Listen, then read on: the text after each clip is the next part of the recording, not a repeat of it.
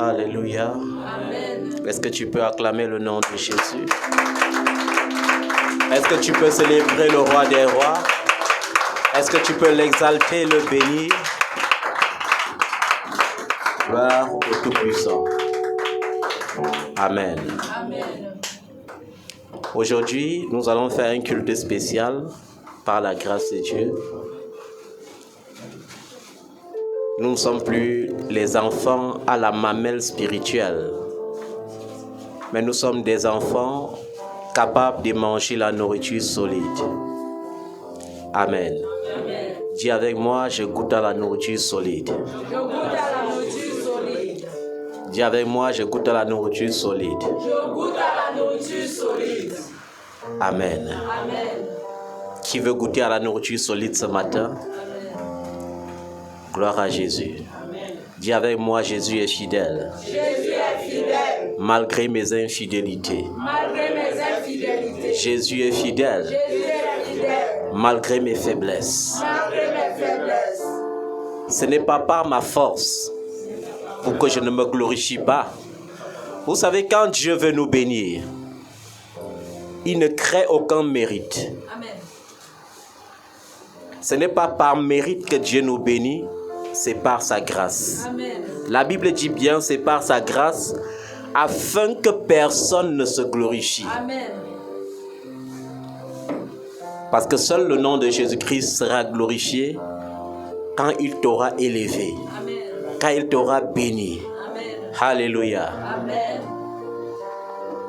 Dieu n'a créé personne sans bénédiction. Et Dieu n'a créé personne dans un but de souffrance. Est-ce que cela veut dire qu'on ne peut pas souffrir? Ça ne veut pas dire qu'on ne peut pas souffrir. Mais l'apôtre Paul dit, il vaut mieux souffrir si telle est la volonté de Dieu, en faisant du bien qu'en faisant du mal. Amen. Parce que si je souffre en faisant du bien, j'aurai au moins une raison de m'approcher de Dieu. Amen. Et de lui dire, Seigneur, pourquoi est-ce que je souffre? Mais la Bible dit que si tu souffres en tant que malfaiteur, comment pourras-tu encore approcher Dieu? Je veux que nous comprenions la souveraineté de Dieu, bien-aimé. Qu'importe nos problèmes, Dieu peut permettre parfois que le malheur arrive. Mais qu'est-ce qu'il dit? Il dit, le malheur peut souvent atteindre le juste, mais l'Éternel l'en délivre toujours. Amen. Ça veut dire qu'il y a une différence entre le malheur qui atteint le méchant et le malheur qui atteint le juste. Amen. Le malheur peut souvent. Pourquoi est-ce qu'on dit peu? Parce que Dieu n'a même pas dans son plan prévu que le malheur atteigne le juste. Mais comme le diable est un accusateur, il peut arriver que le malheur arrive. Comme nous sommes nés des familles et chaque famille a sa malédiction, il peut arriver qu'avant qu'on ne soit totalement greffé à la cité céleste, qu'on souffre quand même à cause de nos origines. Amen. Parce que nos origines, selon la chair, nous réclament, quoi qu'on fasse. Il n'y a aucune famille sur cette terre qui ne connaît pas des malédictions. Et je vous ai dit, ça ne connaît personne, même les serviteurs et les servantes de Dieu. Il y a eu les serviteurs de Dieu qui ont eu besoin encore eux-mêmes de délivrance. Pourquoi? Parce que le gars est fatigué du célibat. D'autres cherchent encore la délivrance. Ils prient, il y a l'onction, les gens sont délivrés. Mais il prie encore lui-même pour être délivré parce que la stérilité le menace. Et c'est souvent lié à quoi? À nos origines, selon la chair. Dieu veut que nous quittions du stade d'enfant au stade de fils. Pourquoi? Parce que tant que tu es enfant, le diable peut encore réclamer dans ta vie. La preuve est simple. On peut adopter un enfant, vrai ou faux? Mais est-ce qu'on peut adopter un fils? Est-ce qu'on adopte une fille? On n'adopte pas un fils. On engendre une fille, un fils ou une fille. Mais on peut adopter un enfant. Cela veut dire, ne te vante pas de dire, je suis un enfant de Dieu. Vante-toi quand tu seras sûr d'être un fils ou une fille de Dieu. Parce que tant que tu es enfant, tu es un ignorant. Et à cause de ton ignorance, tu peux être héritier et être le plus malheureux. Or, je vais dire une chose. Est-ce que quelqu'un peut être héritier du roi des rois et vivre comme un mendiant? Est-ce que quelqu'un peut être héritier d'un Dieu qui est saint et finir dans la maladie? Est-ce que quelqu'un peut être héritier d'un Dieu qui a tout créé et finir dans la pauvreté? Mais tant que tu es enfant, le diable a encore le pouvoir de te manipuler comme il veut. Pourquoi est-ce qu'il a le pouvoir de te manipuler? Parce qu'il y a tes racines terrestres qui te réclament. Il y a ces alliances que tes ancêtres avaient faites. Tu ne t'es même pas encore conçu. Mais tu es né de leur lignée. Ça te réclame. Il y a des gens qui vont me dire, est-ce que la généalogie existe? Et je vais leur dire, rentrons dans la Bible. Et demandons-nous pourquoi est-ce que quand Jésus naît dans la chair, dans l'évangile de Matthieu, on commence à retracer sa généalogie terrestre. Fils de tel, fils de tel, fils de tel. 12 générations après, fils de tel. Fils de David après fils de Jésus. C'est parce que la généalogie existe. Amen. Tu peux être beau et finir seul parce que dans ta famille, on avait tissé des alliances qui vous sacrifiaient pour finir seul. Tu peux désirer avoir 5 enfants et accoucher un seul parce que dans ta famille, il y a les liens de la stérilité. Tu peux vouloir te marier et finir dans le concubinage, pas parce que tu avais désiré le concubinage, mais parce que dans ta famille, selon la chair, c'est ainsi. Mais il y a quelque chose d'important que tu dois savoir. Dans Romains chapitre 8, la parole de Dieu dit que ceux qui sont habités par l'Esprit de Dieu sont fils de Dieu. Dis avec moi, ceux qui sont habités par l'Esprit de Dieu. Ceux qui sont habités par l'Esprit de Dieu sont fils de Dieu. Est-ce que quelqu'un comprend le sens de cette parole? Quand on parle des adorateurs, on dit Dieu recherche les adorateurs qui l'adorent en esprit et en vérité. Amen. On n'a pas dit les adorateurs qui l'adorent en parole. Parce que s'il faut l'adorer en parole, tout le monde a une belle voix ici. Vrai ou faux? Qui est mécontent de sa voix? Qui est mécontent de son corps? N'est-ce pas, même lorsque tu as la laideur corporelle, tu fais tout pour vanter ton corps? Tu fais tout pour être au top? Qui peut mépriser son propre corps? Personne. On n'a pas dit de l'adorer en action. On n'a pas dit de l'adorer avec les biens. Cela ne veut pas dire qu'on ne peut pas adorer Dieu avec nos biens. Parce que la Bible dit aussi, servez l'Éternel avec vos biens, avec les prémices de vos revenus. Amen. Mais ici, on parle de l'adoration. Dieu recherche les adorateurs qui vont l'adorer en esprit et en vérité. Pourquoi en esprit? Parce que Dieu est lui-même d'abord esprit. Pourquoi en vérité? Parce que Dieu est vérité. Amen. Amen. Je vais vous dire pourquoi les gens sont trop dans les souffrances dans les assemblées aujourd'hui. Pourquoi les gens sont pauvres, limités, malades. C'est parce que plusieurs viennent le dimanche sans s'être réconciliés avec Dieu. Parfois, d'autres viennent, ils prennent la Sainte Seine. Pourtant, ils sont venus avec un cœur rempli de mensonges. D'autres viennent adorer Dieu. Pourtant, le cœur est rempli de haine et d'amertume. Par conséquent, Dieu ne peut que te frapper. C'est un peu comme quelqu'un qui porte l'offrande. Peu importe la quantité de ton offrande. Si le cœur n'est pas réconcilié, ton offrande ne peut pas parler en ta faveur. Et c'est ça que les prophètes refusent d'expliquer au peuple de Dieu. C'est pourquoi tous les dimanches, les prophètes imposent les mains, les mêmes gens tombent, ils se relèvent, ils tombent encore l'autre dimanche. Pourquoi? Parce qu'un démon sort, il peut inviter 7. Et pour finir, tu peux te retrouver avec 6000 démons. Vous connaissez que dans la Bible, il y avait quelqu'un qui avait plus de 6000 démons. Vous connaissez que Légion, même pas seulement, oui, Légion. C'est pour cela qu'il ne pouvait plus vivre avec les humains. La Bible dit qu'il vivait où? Au cimetière. Parce que ce n'est que là-bas qu'il pouvait être à l'aise. Il va vivre avec les humains comment? Comment tu peux avoir des milliers de démons et être à l'aise au milieu des humains? C'est impossible. Ceux qui sont habités par l'Esprit de Dieu sont fils de Dieu. Celui qui n'a pas l'Esprit de Dieu ne lui appartient pas. Romains chapitre 8, c'est ça la vérité ultime que tout chrétien devrait rechercher. Si tu veux être béni et finir un bilan positif en cette année 2023, c'est encore possible.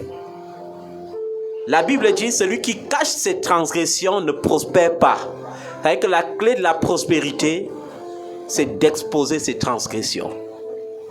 Parce qu'il n'y a pas de réconciliation possible avec Dieu si tu n'avoues pas tes fautes. Avouer ses fautes ne suffit pas. Il faut également qu'après avoir avoué tes fautes, que tu les délaisses pour obtenir la miséricorde de Dieu. Est-ce que quelqu'un comprend la parole ce matin? Nous devons être héritiers. Pour être héritier, il ne faut pas être un enfant, il faut être un fils. Pour être fils, il faut renforcer sa vie de communion avec le Seigneur. Est-ce que quelqu'un comprend ça?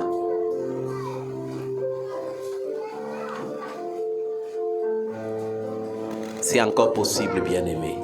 Dis avec moi, c'est encore possible. C'est encore possible. C'est encore possible. Nous allons lire une courte parole. Normalement, nous ne devons même pas lire la parole aujourd'hui. Parce que quand on dit de parler comme des enfants matures, on ne lit plus la parole. On sort la parole du cœur. On fait comment? C'est pourquoi vous devez lire pour que la parole habite vos cœurs. Parce que Dieu dit que nous ne devons plus conserver la parole dans les tablettes de pierre, dans les reliques, dans les livres. Mais nous devons les graver dans notre cœur. Il n'y a pas de gravure possible sans méditation. Isaïe 59, je vais lire moi-même à partir du verset 1er. Non, le bras de l'Éternel n'est pas devenu trop court pour sauver, ni son oreille trop dure pour entendre. Mais ce sont vos fautes qui ont fait séparation entre vous et votre Dieu. Et ce sont vos péchés qui vous l'ont caché et l'ont empêché de vous écouter. Amen. Est-ce que quelqu'un a compris cette parole? La main de l'Éternel n'est pas courte pour sauver. Son oreille n'est pas dure pour écouter nos cris. Mais ce qui crée la séparation, ce sont nos propres péchés. Vous savez, il y a une génération de chrétiens qui se croient trop parfaits et qui a l'habitude de dire à Dieu, Seigneur, qu'ai-je fait pour que telle ou telle chose m'atteigne encore? Qu'est-ce que j'ai fait pour mériter telle ou telle chose? Je vais te dire une chose. Avec le Seigneur, on ne se met pas sur la position de la défensive. Dis avec moi, avec le Seigneur, on ne se place pas sur la position de la défensive. Avec le Seigneur, on s'humilie. Job était innocent s'il faut regarder du point de vue humain. Mais à la fin, pourquoi est-ce que Dieu le blâme? Dieu lui dit, étais-tu avec moi lorsque je criais? Comment oses-tu plaider avec moi? Comment oses-tu te justifier? La Bible dit que le malheur ne gemme pas de la poussière. Ça veut dire qu'il n'y a rien qui arrive pour rien. Ne te sens pas toujours innocent lorsque certaines choses t'arrivent. Et même si tu es innocent, tourne-toi vers le Seigneur. Job, dans sa plaidoirie, n'a pas cherché le secours des hommes. Il s'est confié à son Créateur. Il a gardé la foi. Combien de personnes gardent la foi aujourd'hui quand la volonté de Dieu semble contraire à leur désir? Combien de personnes? Il y a les hommes, leur foi ne devient au top que lorsqu'ils sont éprouvés. Je ne peux jamais oublier cette histoire d'une maman, paix à son âme, parce que finalement j'avais appris qu'elle était décédée, qui avait une fille unique et qui n'avait pas encore de petits-fils. Et quand je regarde même dans le règne de l'esprit aujourd'hui, ça me fait mal de constater qu'elle n'en aura même pas. C'est-à-dire que sa lignée doit disparaître. Parce qu'un enfant adopté n'est pas un enfant engendré. Et cette maman, ayant eu sa fille unique et aimant beaucoup boire sa bière, elle aimait beaucoup boire ses 33. Mais un jour, sa fille unique a été frappée d'une maladie maligne. Et elle avait transporté au CHU. Et au CHU, après peut-être une semaine, les médecins ont dit, c'est même parce que tu es de chez nous. On ne veut pas te cacher la vérité. Ta fille ne peut plus vivre. Et comme tu la vois actuellement, elle n'a que 2 jours pour vivre. Donc, au lieu de te faire dépenser, nous te proposons de la transporter chez toi pour qu'elle meure. Et quand elle est sortie de l'hôpital avec sa fille, elle se lamentait, elle pleurait amèrement. Et un monsieur passait. Et le monsieur l'a interpellé. Il lui a dit, pourquoi est-ce que tu pleures amèrement comme ça? Voilà ma fille unique. Les médecins ont dit qu'elle ne peut plus vivre. Et le monsieur lui a dit, je connais quelqu'un. Il faut d'abord que tu l'appelles, qu'il vienne voir. Et si lui-même dit que ta fille ne vivra pas, c'est que c'est la vérité. Et elle a dit, est-ce que cet homme est médecin? Il a dit non. C'est un homme de Dieu. Et pour la première fois de ma vie, j'ai failli manquer de foi devant un malade. Parce que quand je suis allé voir cet enfant couché sur le lit, elle ne ressemblait plus à un être humain. Elle était toute desséchée. Les yeux complètement enfoncés dans l'orbite. Et j'ai dit, Seigneur, comment est-ce qu'on prie pour le jasser? Il m'a dit, on prie en déclarant qu'elle doit vivre et qu'elle ne doit pas mourir. Et il m'a dit, tu le déclares à haute voix. Pourquoi est-ce que le Seigneur m'ordonnait de déclarer à haute voix? Parce que le Seigneur voyait que j'avais honte de la situation et que je ne croyais pas. Et il savait qu'il y avait les gens qui étaient à côté, qui allaient écouter et se moquer de moi. Et alors j'ai dit, maman, la science déclare que ta fille doit mourir. Mais je déclare au nom de Jésus qu'elle doit vivre. Et il m'a dit, dis encore plus fort. Je l'ai dit encore plus fort. Et les voisins n'ont pas supporté. Ils ont ri. Et quand je passais pour rentrer chez moi, on disait, les voilà. Les gens qui forment les églises dans les chambres. Hein? Quelqu'un est là, toute morte. Toi, tu viens dire qu'elle va vivre. Et quand je suis rentré, j'étais troublé dans mon esprit. Et le Seigneur m'a dit, tu n'as même encore rien vu. Mais va, prie pour cet enfant. En 3 mois, j'aurai changé son corps. Ça m'a donné plus de confiance. Je suis rentré là-bas le lendemain très confiant. Et j'ai dit, maman, il y a une bonne nouvelle. Dans 3 mois, ta fille sera déjà debout en train de marcher seule. Elle aura repris son poids. Et la fille, comme elle ne parlait plus bien, m'a dit, papa, est-ce que tu peux me permettre de te montrer mon plus grand mal? J'ai dit, non, ma chérie, je ne suis pas un médecin comme les autres. Je suis venu seulement te donner la vie que Jésus m'a donné de te donner. Elle me dit, non, j'insiste, il faut que tu voies. Et elle a soulevé l'habit et j'ai encore vu ce qui m'a encore plus effrayé. Toutes ses cuisses étaient pourries. J'ai dit, Seigneur. Après, j'ai dit, je crois. J'ai dit, ma fille, même si tu es pourrie, je crois au Dieu d'Ézéchiel.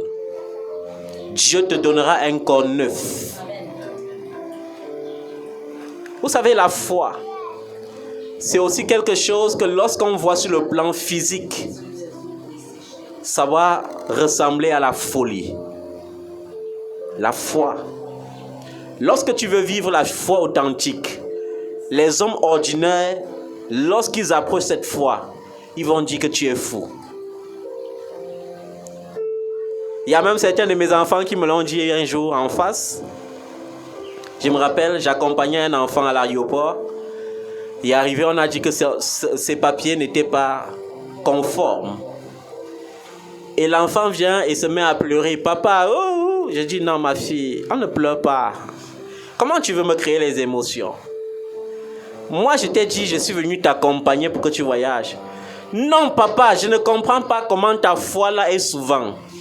Comment ta foi là fait souvent comme si tu étais déréglé. Je t'ai dit qu'on m'a dit que je ne peux plus voyager parce que mes papiers ne sont pas conformes. J'ai dit, ma fille, essuie tes larmes. Je t'ai dit qu'il n'accompagne pas les gens en pleurant. Elle dit, maître, ce père-ci. Et quand tu regardais au fond de sa pensée, tu sentais comment elle disait, ce papa est un fou. Jusqu'à ce qu'elle voie un officier venir saisir sa main et aller la conduire dans l'avion. Parce qu'elle ne comprenait rien. C'est étant dans l'avion même, elle croit qu'elle est en train de rêver. Parce qu'elle dit, mais on a dit qu'elle ne doit pas voyager. Mais je pleure, il me dit d'essuyer mes larmes. Et après, je me retrouve dans l'avion. Est-ce que je ne suis pas en train de rêver? Et ce n'était pas un rêve. Et je quittais chez moi chaque matin à 5 heures.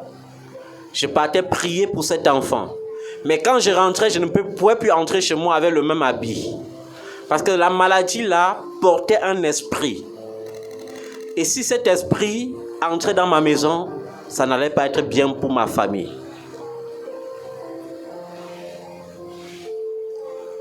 Un jour, un homme de Dieu s'est proposé d'aller me donner un coup de main. J'avais déjà prié 2 semaines environ pour cet enfant-là. Et quand nous sommes allés, pendant qu'on priait, l'homme de Dieu a crié parce qu'il avait reçu une flèche. Et quand nous sommes sortis de là, il m'a dit, homme de Dieu, vraiment la grâce surpasse la grâce. Je regrette amèrement d'être venu t'aider. C'est vous qui avez été loin pour porter le jardin ici. Moi, je ne peux pas. Et il a souffert de 3 jours de démangeaison. Et je n'étais pas découragé. Au bout d'1 mois, j'ai remarqué que l'enfant pouvait se lever, quitter son lit et venir au salon. C'était il y a un grand pas. Et un jour, pendant son traitement, j'avais une convention à la montagne. Et elle est venue à la convention. Et à la montagne, il y avait un grand vent. Elle ne pouvait pas tenir debout. Elle arrêtait les poteaux de la tente.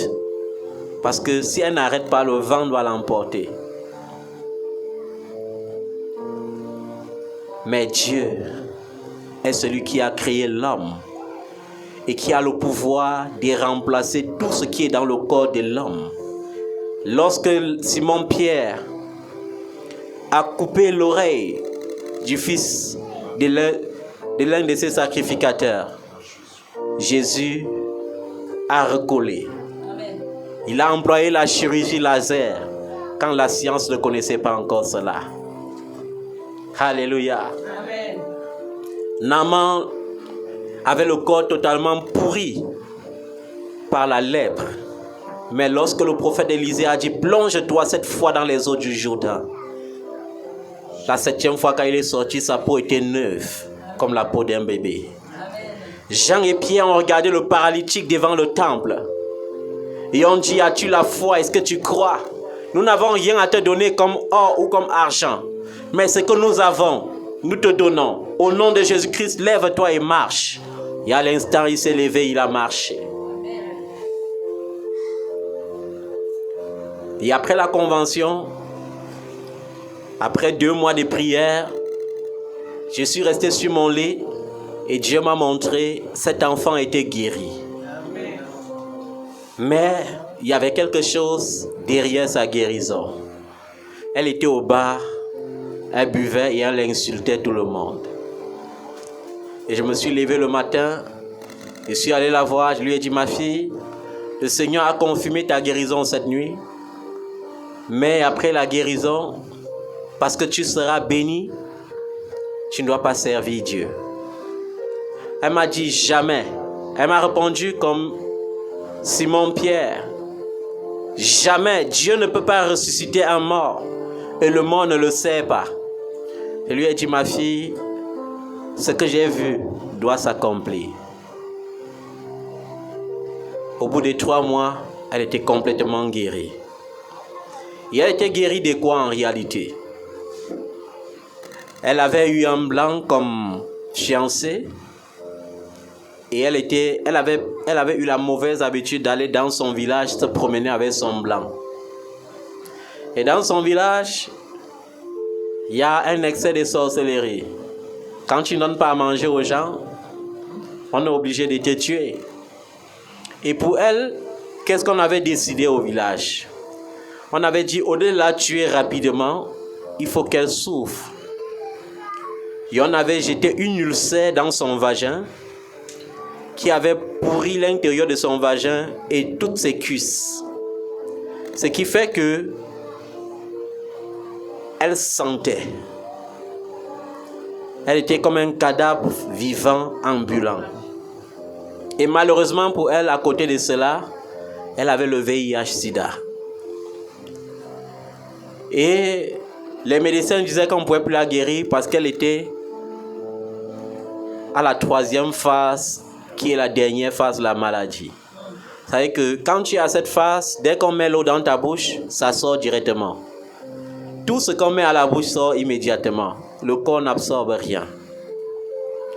Et Jésus l'a guéri de ça. Et aujourd'hui, elle vit en Suisse, sans VIH-Sida, sans pourriture de corps, dans la luxure, mais dans le monde. Sans Jésus. Vous voyez, ce n'est pas la main de Dieu qui écoute pour nous sauver. Ce sont nos péchés qui empêchent à sa main d'agir.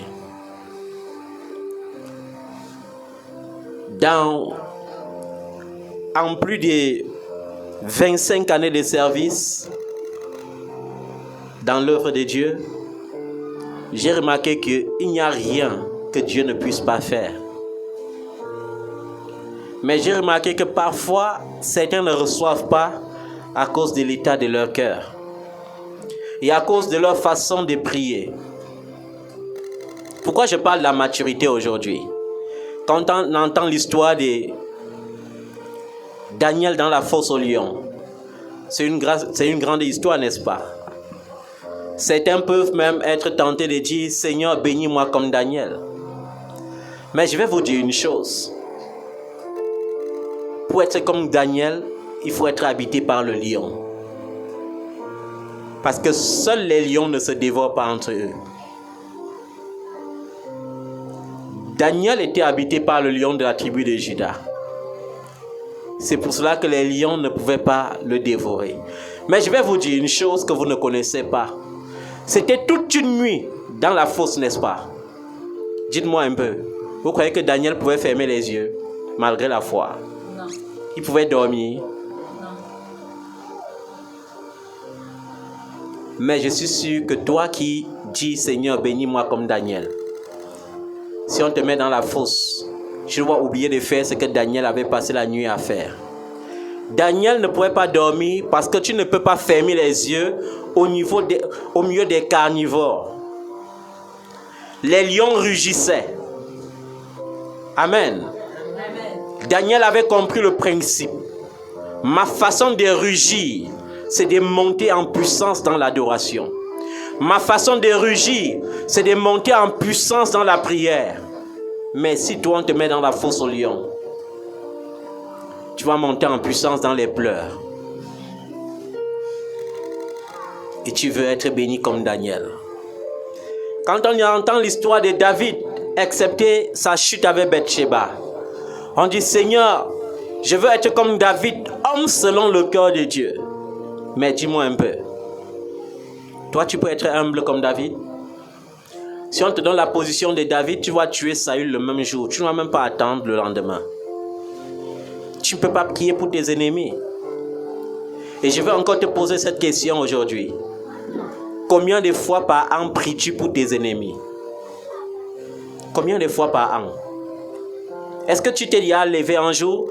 Tu as prié un sujet des jeunes rien que pour tes ennemis? Tu jeûnes pour être riche.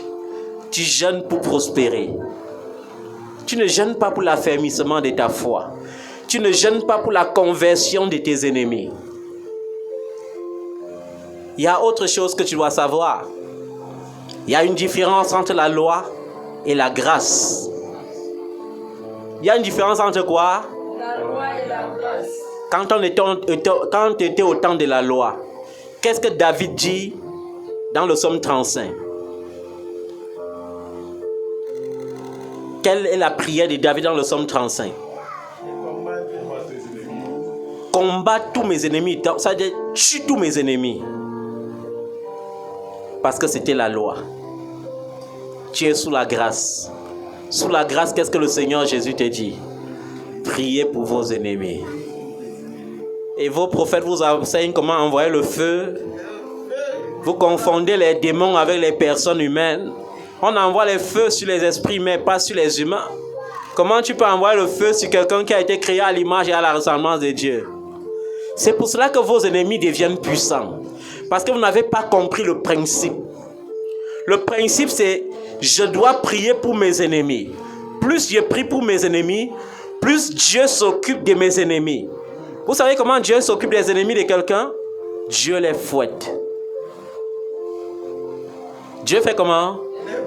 Les fouette. Mais plus j'envoie le feu contre mes ennemis, plus Dieu donne la force à mes ennemis pour encore mieux me soumettre, pour encore mieux m'humilier, parce que je n'ai pas compris le principe de Dieu. Est-ce que tu comprends ça, bien-aimé? Dieu est amour. Dans son amour, il est venu dans ma saleté. Aujourd'hui, certains qui sont trop saints, qui avaient 10 concubins ou 10 concubines, condamnent ce frère qui n'a qu'une seule concubine et condamne radicalement et dit même que le frère ou la sœur mérite d'aller en enfer. Or lui, quand il n'avait pas cru, il n'avait pas une concubine, il avait 10. Vous voyez comment l'Église manque l'amour. L'Église manque l'amour. Mais le Seigneur te dit, souviens-toi que tu étais aussi comme eux. Que tu étais comment? Comme eux. Lorsque tu étais exclu de Christ, tu étais un parfait menteur, tu étais un parfait voleur, un parfait cupide. Et aujourd'hui, tu es incapable de prier pour voir la compassion de Dieu dans la vie de ton frère qui vit ce que tu vivais avant. Vous voyez pourquoi Dieu ne pourrait pas donner la clé du royaume à quelqu'un? Parce que si on donne la clé du royaume des cieux à quelqu'un, il va faire entrer seulement les gens qu'il veut. Il va même marchander. Il va même dire à certains milliardaires, donnez-moi l'argent et vous faire entrer. Mais malheureusement, ce n'est pas l'argent qui qualifie pour le ciel. C'est Jésus qui qualifie pour le ciel. Amen. Seigneur, je veux être comme Abraham. Tu ne peux pas être comme Abraham. Abraham, Dieu l'a dit, quitte ton père, quitte ta mère, quitte ta famille. Suis-moi. Va là où je vais te montrer. On ne lui a même pas parlé avec certitude, mais il s'est levé. Aujourd'hui, est-ce que tu peux être obéissant comme Abraham? Tu ne peux pas. Abraham, pendant 25 années, a attendu de voir la promesse de Dieu s'accomplir. Mais il s'est trouvé toujours étranger dans le pays que Dieu avait pourtant dit, c'est ton pays, je te donne. Est-ce que vous savez que à Canaan, la première portion de terre qu'Abraham a eue, il l'a achetée avec l'argent? Est-ce que vous savez ça? Pourtant, c'est une terre que Dieu lui a promis. Mais quand on parle de la portion de terre qui était à Macpéla, qui est devenue le sépulcre familial d'Abraham, il l'a acheté avec de l'argent. Il a acheté ce qui lui appartenait avec de l'argent. Aujourd'hui, si quelqu'un se met à vivre ça, il va dire que Dieu est un menteur. Il va dire comment? Que Dieu est un menteur. Que Dieu m'a menti.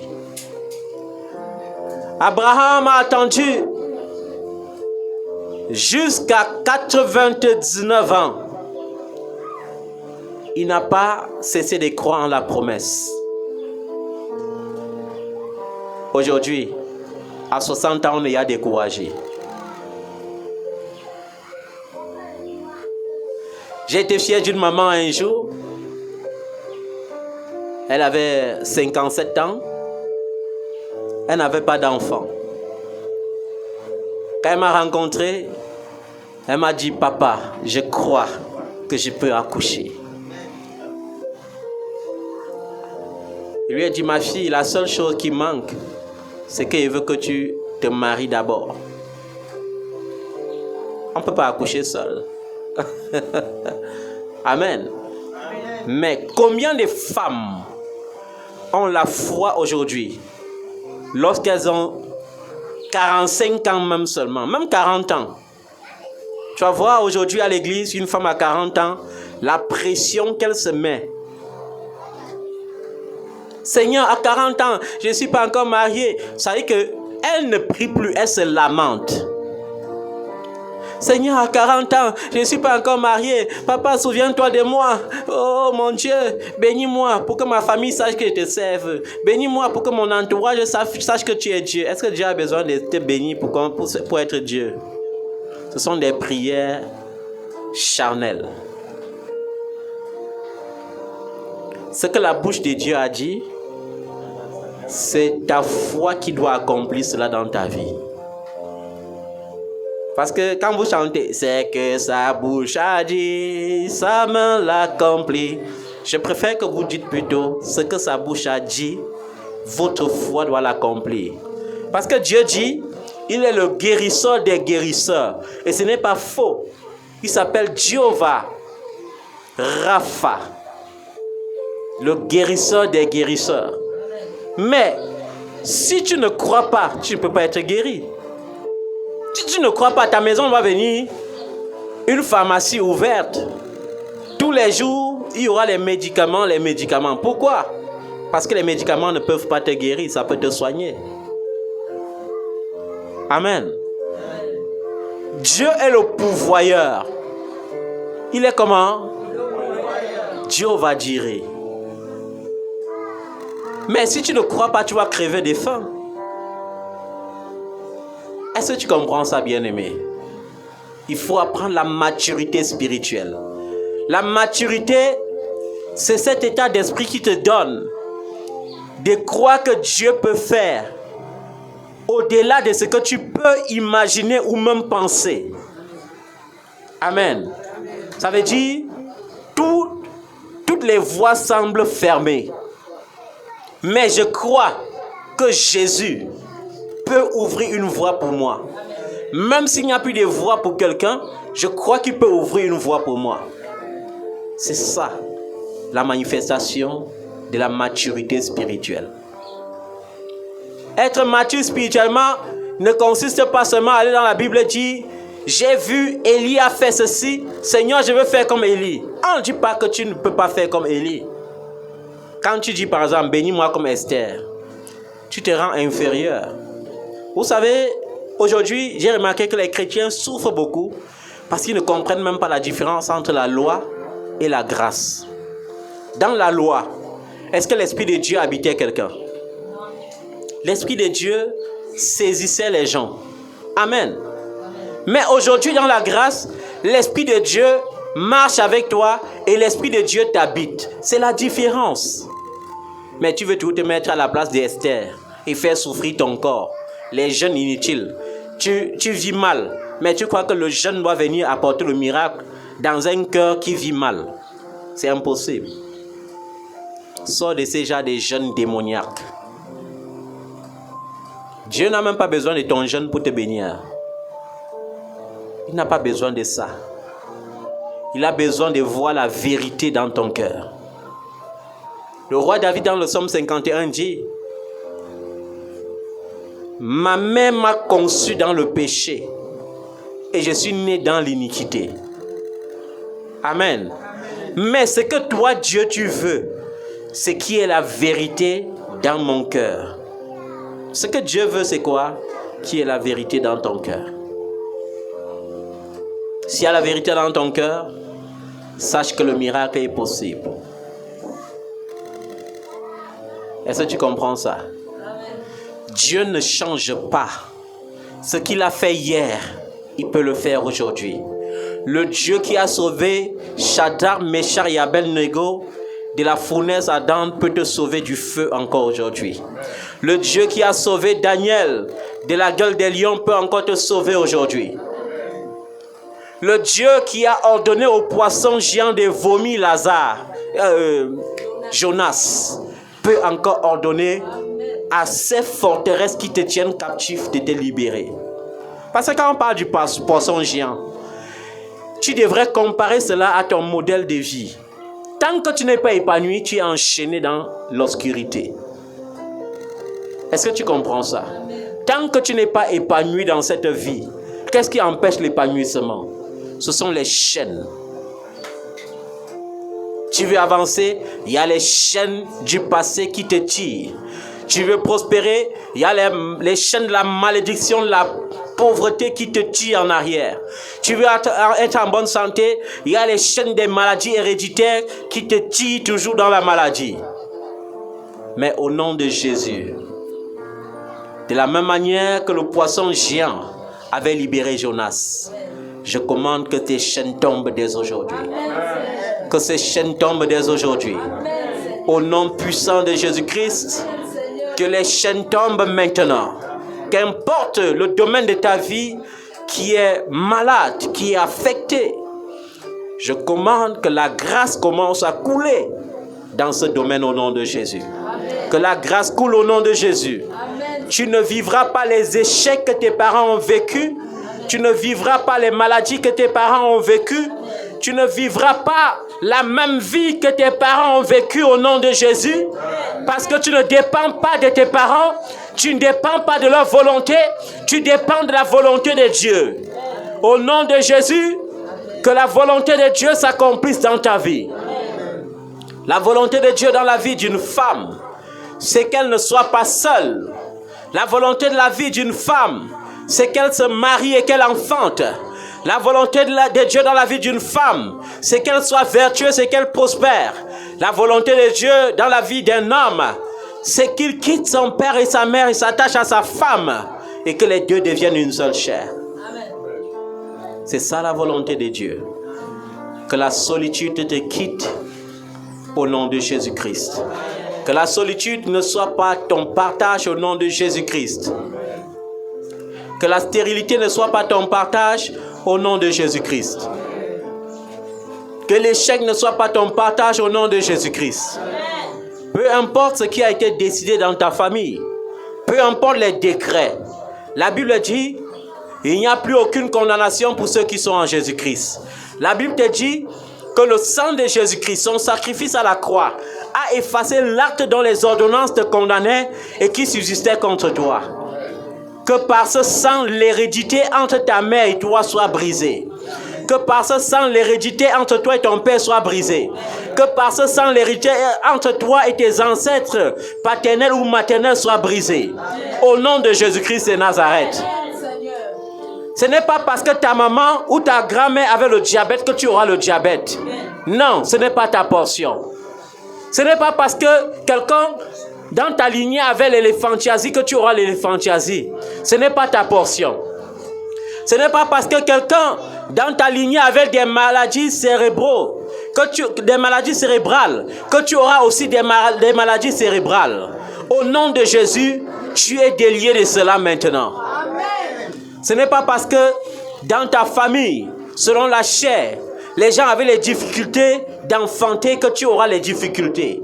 Ce n'est pas parce que dans ta famille, selon la chair, les gens ne pourraient pas vivre un mariage heureux que tu auras un mariage malheureux. Non, tu ne dépends pas de la volonté des hommes. Tu ne dépends pas de la volonté du sang et de la chair.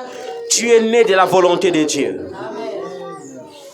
Et ceux qui sont nés de la volonté de Dieu vivent l'accomplissement des 2 Corinthiens 5, le verset 17-18 qui dit que ceux qui sont en Christ sont devenus une nouvelle créature. Les choses anciennes sont passées et voici toutes choses deviennent nouvelles. Tu vas vivre en nouveauté de vie au nom de Jésus. Amen. Tu vas vivre en nouveauté de vie au nom de Jésus. Amen, Seigneur. Un enfant de Dieu qui est qualifié comme fils ou fille de Dieu, c'est que peu importe le temps qui se passe, Dieu doit agir.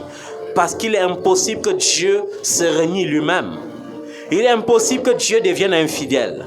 Dieu reste fidèle malgré nos infidélités. Est-ce que tu comprends ça? Dieu reste fidèle malgré nos infidélités. Dis avec moi, Dieu reste fidèle. Malgré mes imperfections. Dieu reste fidèle. Même si je suis infidèle. Peu importe l'âge, peu importe le temps, Dieu me visitera. Dieu me visitera. Amen. Cesse de regarder à ton âge. Dieu a montré beaucoup de modèles de bénédictions dans la Bible pour que nous soyons conscients. L'âge de la ménopause dans la Bible, c'est quel âge? C'est quel âge? Dans la Bible, l'âge de la ménopause, c'est quel âge? C'est quel âge? Non, il y a quand même l'âge. Disons, l'âge de la ménopause dans la Bible, c'est 91 ans. Vous savez que même à 90 ans, tu peux encore accoucher. Amen. Même si l'âge est avancé, tu peux accoucher.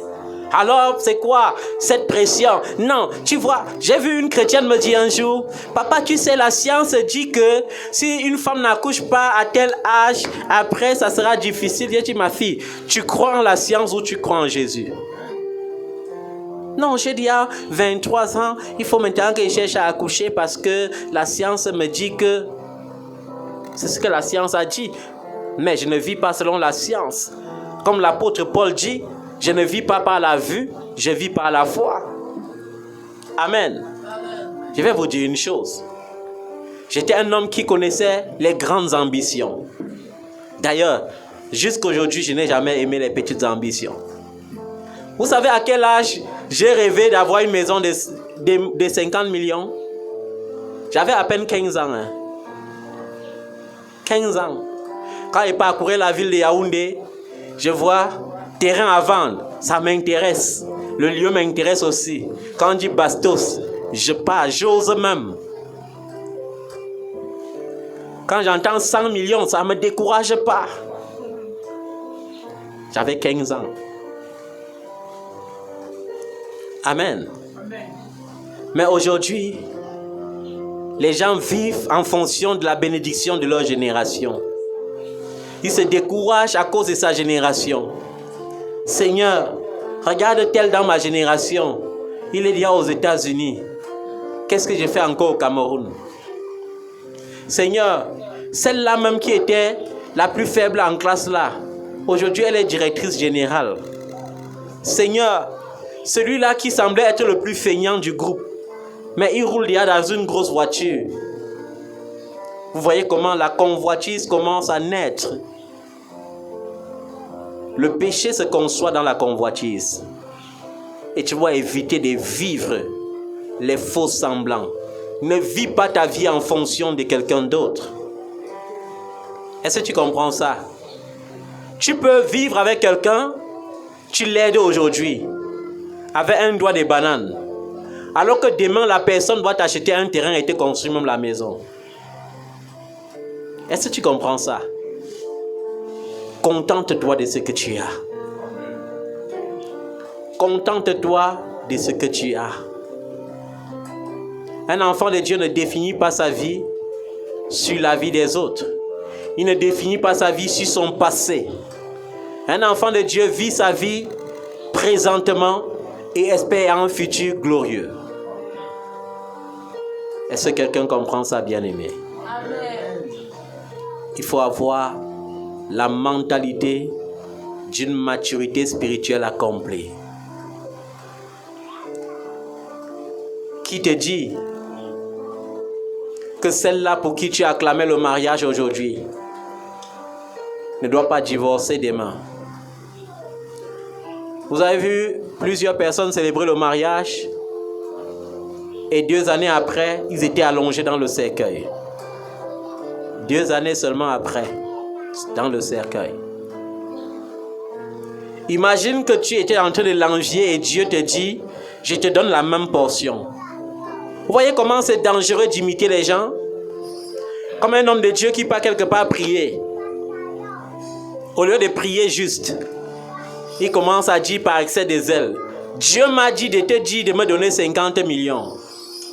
Alors que tu avais apprêté une enveloppe de 500 millions. Maintenant, tu es obligé d'obéir à Dieu. Tu rentres dans la chambre, tu retires 450 millions, tu déposes et tu lui donnes 50 millions. Les excès de zèle. Et je veux dire à un enfant aujourd'hui pour que tu comprennes ça. À chaque fois qu'un homme de Dieu te dit que Dieu lui a dit de te donner telle somme, il faut lui dire de te montrer le verset biblique. Il y a beaucoup de personnes à l'église qui sont maudites juste pour ça. Parce que tu es entré dans le piège des mamans sans vouloir. Depuis quand Dieu te dit de payer telle somme pour qu'il te donne le mariage? Depuis quand Dieu te dit de payer telle somme pour qu'il te guérisse? Est-ce que Dieu taxe ses offrandes aux gens? Dieu n'a pas faim. Dieu ne manque pas l'argent. Est-ce que tu comprends ça, bien-aimé? Quand Dieu veut qu'un enfant apporte l'offrande, Dieu met le fardeau dans le cœur de l'enfant. Amen. Parfois, pendant que tu penses qu'il faut que l'enfant me donne 10 000, Dieu a mis le fardeau de 10 millions.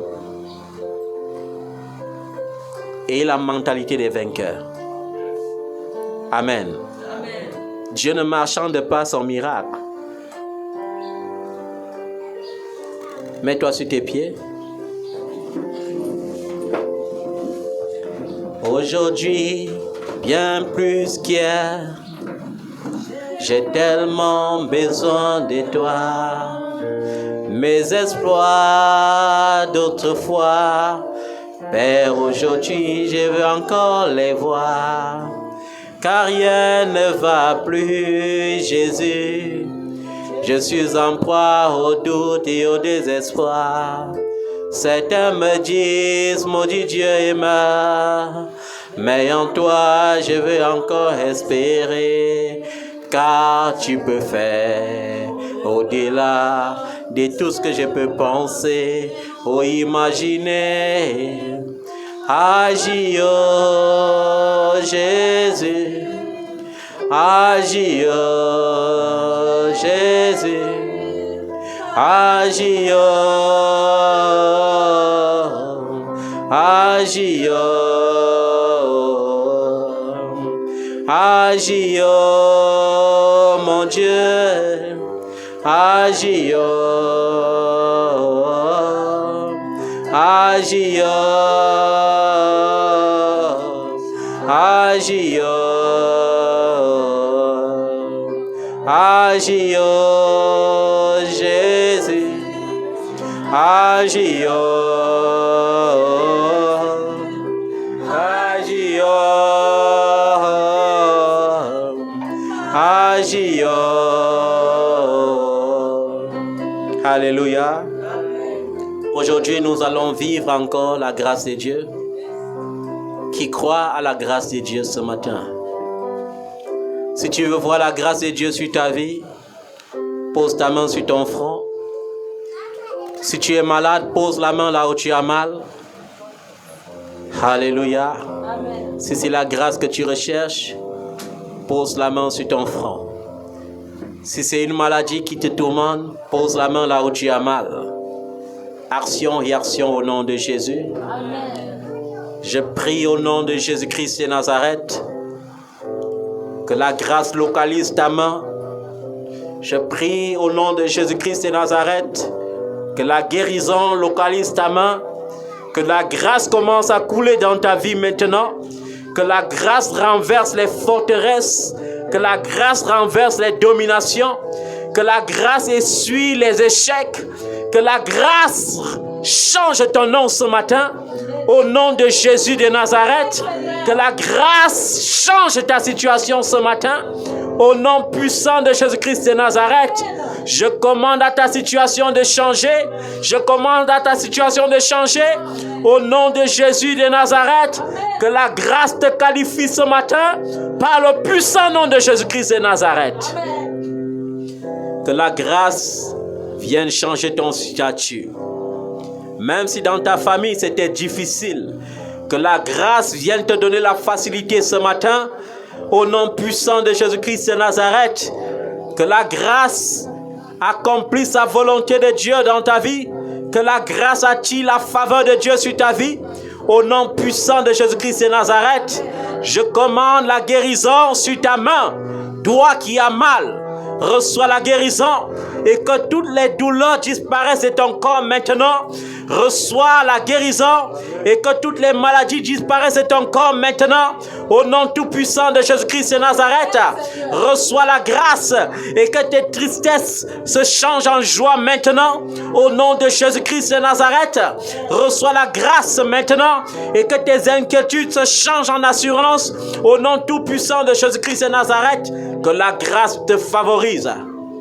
Que la grâce change ton statut. Au nom tout puissant de Jésus-Christ. Si tu crois que c'est accompli, viens et que par cette huile d'onction, la grâce de Dieu commence à être permanente dans ta vie. Reçois la grâce au nom de Jésus. Reçois la grâce au nom de Jésus. La grâce sur ta vie.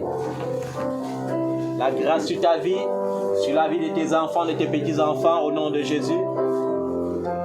La grâce sur ta vie. Ton bilan ne sera pas négatif en cette année 2023. Tu témoigneras au nom de Jésus-Christ. Amen. La grâce sur ta vie au nom de Jésus. La grâce sur ta vie au nom de Jésus-Christ. La grâce sur ta vie au nom de Jésus-Christ. La grâce de Dieu sur ta vie. La grâce de Dieu sur ta vie. La grâce sur ta vie, sur ta famille au nom de Jésus-Christ. La grâce de Dieu sur ta vie au nom de Jésus-Christ. Que la grâce de Dieu coule en toi. Que la grâce de Dieu te guérisse de toute maladie, de toute infirmité. Que la grâce de Dieu disperse tes adversaires et les expose. Au nom tout-puissant de Jésus-Christ de Nazareth. Que le sang de Jésus-Christ purifie ton sang et te donne un sang nouveau. Un sang nouveau. Un sang nouveau. Un sang nouveau. Par l'esprit de feu. Que le sang de Jésus-Christ coule en toi. Au nom de Jésus-Christ. La grâce de Dieu sur ta vie au nom de Jésus-Christ. La grâce de Dieu sur ta vie au nom de Jésus-Christ. La grâce de Dieu sur ta vie au nom de Jésus-Christ. La grâce de Dieu coule en toi au nom de Jésus-Christ. Que la grâce de Dieu coule sur ta vie au nom de Jésus-Christ. Que la grâce de Dieu coule sur ta vie. Que la grâce de Dieu coule sur ta vie au nom de Jésus-Christ. La grâce de Dieu sur ta vie au nom de Jésus-Christ. Que la grâce de Dieu coule sur ta vie au nom de Jésus-Christ. Que la grâce de Dieu coule sur ta vie au nom de Jésus-Christ. La grâce de Dieu sur ta vie au nom de Jésus. La grâce de Dieu coule en toi au nom de Jésus. Que la grâce de Dieu coule en toi au nom de Jésus. Que la grâce de Dieu coule en toi au nom de Jésus. Que la grâce de Dieu coule en toi au nom de Jésus. Que la grâce de Dieu coule sur ta vie au nom de Jésus. Que la grâce de Dieu coule en toi au nom de Jésus. La grâce de Dieu sur ta vie au nom de Jésus-Christ. Que la grâce de Dieu soit sur ta vie au nom de Jésus-Christ. Que la grâce de Dieu coule en toi maintenant au nom de Jésus. Père, au nom de Jésus, qu'importe ce que l'ennemi impose dans cette vie, j'impose la santé par la grâce. J'impose la santé totale par la grâce. La santé au nom de Jésus. Que la grâce de Dieu coule sur ta vie au nom de Jésus-Christ. Que la grâce de Dieu coule sur ta vie au nom de Jésus-Christ. Que la grâce de Dieu coule sur ta vie au nom de Jésus. Que la grâce de Dieu coule sur ta vie au nom de Jésus-Christ. Que la grâce et la faveur de Dieu coulent sur ta vie au nom de Jésus-Christ. Alléluia. Partout où tu écouteras ce culte aujourd'hui, la distance n'est pas une barrière. Prends juste ta fiole d'huile d'onction. Impose ta main sur ton front et déclare la grâce de Dieu sur ta vie. Et déclare la faveur de Dieu sur ta vie. Tu seras béni et certainement béni au nom de Jésus. Est-ce que quelqu'un peut acclamer le nom de Jésus? Est-ce que tu peux acclamer le nom du roi des rois? Au nom de Jésus.